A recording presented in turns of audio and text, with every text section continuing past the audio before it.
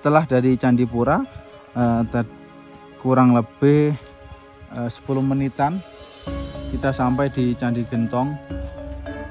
Di Candi Gentong ini terdapat satu candi yang masih utuh dan tertata dengan baik.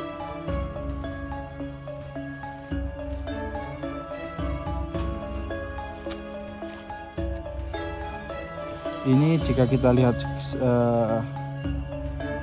sekilas ya, hampir sama seperti Gapura. Nah, ini adalah gentong sendiri.